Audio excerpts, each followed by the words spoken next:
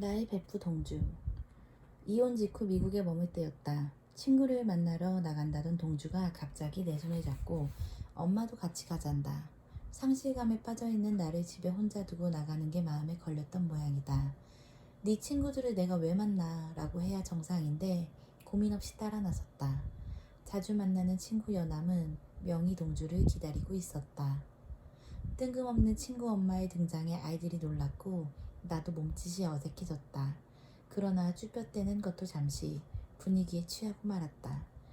미국식 펍의 인테리어, 공간을 채우는 음악, 동주 친구들이 입고 있는 옷과 헤어스타일 등이 모두 새롭게 다가왔다.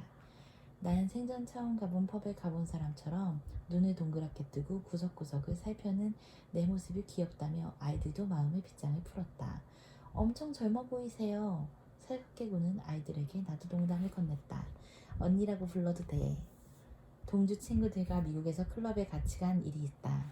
동주는 엄마는 지금까지 경험해보지 못한 게 많으니 속성으로라도 가르쳐주고 싶다고 말했다.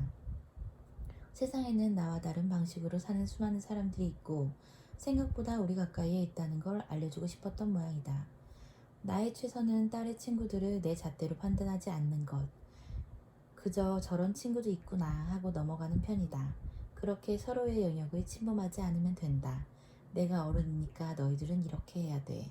내가 어린이니까 너희들에게 이렇게 해도 돼. 와 같은 태도는 별로다. 따지고 보면 내가 어른이니까라는 말 자체가 꼰대적 발상이다. 이영자 말대로 나이는 거저먹는 거지 그걸로 유세를 부리면 안 된다. 아이러니하게도 인간관계의 경험이 적은 것이 도움이 되기도 한다. 나는 관계에 대한 선입견이 없다. 게다가 음주가무에 대한 경험은 그들이 나보다 훨씬 우위에 있으니 그 분야에서 어른인 채 할 수도 없다. 요즘 애들과 친구가 되기 위해 나는 개개인의 관심을 두기보다 화제를 공유하는 방법을 택했다. 대화가 즐겁지 않으면 모임은 지속될 수 없는 법이다. 동주 친구들과 만나면 음악과 영화, 책에 대한 얘기를 많이 나눈다. 별다른 사교 모임이 없는 내게는 오랫동안 관심을 두고 차곡차곡 내 안에 쌓아뒀던 얘기를 풀어놓을 대화의 장이 생긴 셈이다. 사실 나는 내 또래들이 직면하고 있는 문제인 남편과 시댁, 대출금과 노후에 대한 얘기에 크게 흥미가 없다. 남편이 사라졌고 시댁도 사라졌다. 돈 문제가 남아있긴 하지만 걱정한다고 해서 나아지는 건 없다. 그래서 이 나이에 이토록 영양가 높은 대화를 나눌 수 있는 친구들이 생겼다는 걸 이혼이 다 가져다준 선물로 여기기로 했다. 밖에서 시간을 공유하지만 집에 있을 때 동주와 나는 각자 할 일을 한다. 동주는 공부를 하거나 일을 하고 나는 방에서 영화를 보거나 음악을 듣는다.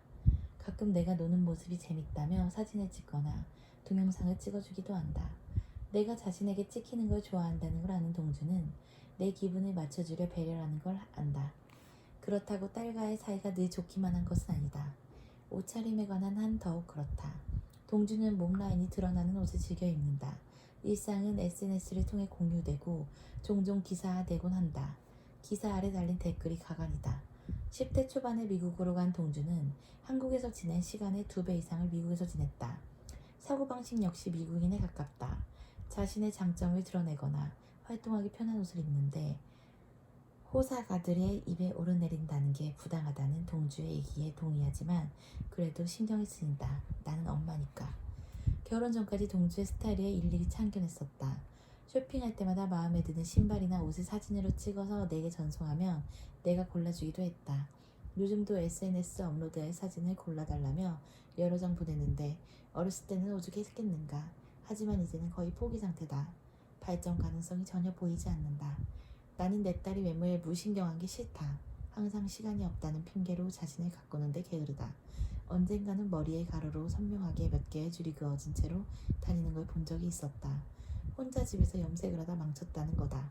나라면 커피값을 줄여 미용실에 갈 것 같은데 우선순위를 정하는 기준이 나와 너무 다르다. 지금부터 관리해야 된다는 말을 항상 귓등으로 안 듣는다. 반려견인 클로리와 레아를 돌보는 시간의 반만 자신에게 투자해도 좋으련만. 나는 동주 나이 때 어땠더라? 옛날부터 나는 영화를 많이 참고했다. 시대의 풍요는 소유투설과 영화의 등장인물, 옷차림에서 드러난다. 극한의 물질주의가 팽배했던 1920년, 30년대 미국을 보여주는 위대한 개츠비나 장식적이고 우아한 로코코 장식이 유행했던 18세기 유럽을 배경으로 하는 오만과 편견의 주인공들처럼 나는 고풍스럽고 우아한 스타일을 좋아했다. 왜소한 체격 때문에 몸 전체를 가리기 위한 옷을 주로 입다 보니 생긴 취향이기도 하다. 여러 개의 옷을 레이어링해 가녀리고 여성스러운 스타일을 추구하면서도 내 안에는 섹시하고 싶은 욕구가 있었다. 그 결과 왕뽕이 든 브래지어를 구입하기도 했다. 한껏 자기 주장이 강해진 가슴께를 보며 흐뭇해하고 있는 내게 디자이너 조정경이 말했다. 진짜 안 어울려요. 세상은 기대보다 냉정하다. 내가 동주에게 너 그 옷 입지 마 할 때 이런 기분이었을까? 우리는 쇼핑 스타일도 완전히 다르다. 동주는 바쁜 탓에 주로 인터넷으로 옷을 주문하는데 나는 꼭 실물을 보고 소재와 바느질을 꼼꼼히 살핀 다음 입어보고 만져봐야 선택할 수 있다. 함께 쇼핑하러 가면 동주는 카페부터 찾는다. 내가 쇼핑센터를 샅샅이 흩어 마음에 드는 물건을 고르는 동안 카페에 앉아 제 할 일을 한다. 쇼핑센터를 뱅글뱅글 돌아 한 층 한 층을 모두 살핀 후 마음에 들면 동주를 불러 그 앞에서 패션쇼를 한 다음에야 구입한다. 그러고 나서 나는 쇼핑을 재개하고 동주는 다시 카페로 내려간다. 함께 쇼핑센터로 가지만 같이 쇼핑을 하지 않는 모녀라니. 동주는 혼자 쇼핑하러 갔다가도 마음에 드는 물건을 발견하면 내게 사진을 찍어 보낸다. 내 선물을 구입하면서도 내 깐깐한 취향을 맞추기가 어려우니 실시간으로 확인을 받는 거다. 딸이 주는 거라면 뭐든지 좋아라는 보통의 엄마들과는 달리 나는 좋고 싫음이 분명하다. 너무 직설적인 표현에 다시는 내가 엄마 선물 사주나 봐 하고 토라져야 정상인데 동주는 이내 다른 사진을 보내온다. 의사표현이 확실해 좋다는 딸이 있어 다행이다. 의사표현이 확실하고 싫은 건 안 하는 타입이지만 내가 그랬던 것처럼 동주 역시 내 입장에서 생각해 줄 때가 있다. 자유분방하고 자기 색깔을 드러낼 수 있는 옷도 좋지만 TPO에 맞는 차림이 있다고 믿는 바 동주가 한국에 오는 날짜가 결정되면 그때부터 내 잔소리가 시작된다. 교회 갈 때 입을 옷은 단정한 세미 정장을 챙겨라. 한국에 있을 때는 노출이 과한 옷을 입으면 안 된다. 등 물론 동주도 한국에 있을 때만큼은 내 의견을 따라준다. 올 여름 휴가 때는 내가 좋아하는 레트로 스타일의 원피스 2벌을 건넸다. 당연히 거절할 줄 알았는데 어쩐 일인지 모두가 가져갔다. 나를 인정해주는 것도 동주다. 자신이 아무리 노력해도 결코 뛰어넘을 수 없는 분야가 내게 있다고 말한다. 살림, 패션, 인테리어 등 엄마의 재능을 가장 가까이에서 칭찬하고 힘을 준다. 자신을 가꾸는 일에 소홀한 딸이 싫다고 했지만 한편으로는 아직도 딸이 엄마를 필요로 한다는 사실이 좋다. 나는 동주보다 잘하는 게 없다. 그만큼 똑똑하지도 독립적이지도 자신을 믿지도 못한다. 딸이 인정해줄 때마다 어깨에 힘이 들어가 내가 너보다 한 수 위야. 너는 나한테 안 돼 하면서 잔잔한 희열을 느끼는 철없는 엄마니까. 그래도 내 인생에 이런 베프가 있다는 건 분명 축복이다.